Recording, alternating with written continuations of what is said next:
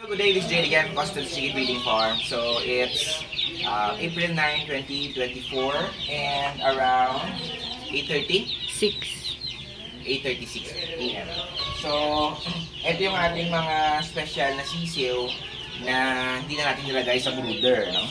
So ito kinuha na ni Mama kanina, medyo madumi pa lang, hindi pa na napalitan, no? So yung bedding nila is rice straw. Tapos, dyan lang sila, no? Karton. Tapos, tuwing gabi, kinukuha niya nalalagay dito sa karton. Anyway, so, yan sila, 3 days old. Ito yung ating, 10 days old. So, ayan sila. So, ginagawa ko everyday. Kinukuha ko sila sa karton. Right? Ayan. 35 heads to sila, upgraded natives. Tapos, may 9 heads ng pure Shamu Asils. So, medyo late na nga ang pagkuha ko, no? Kasi dapat usually, early morning ito kinukuha. Pero, holiday, natulog ako. Ayan. Okay. Kalma. So, ito rin yung problem ko sa kanila nung medyo lumalaki na. No? Kailangan talaga.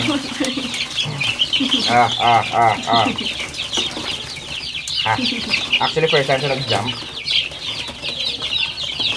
Come here.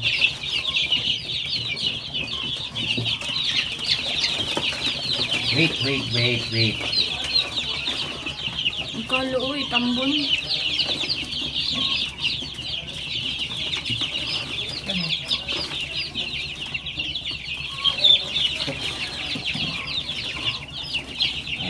So, wala namang patay. 35 heads pa din.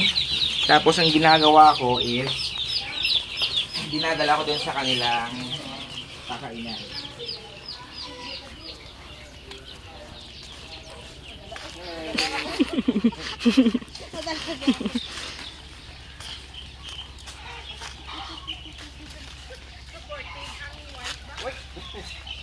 Ayan.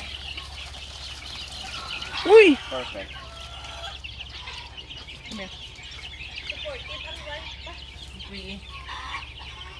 Videographer mo ko te. Yes.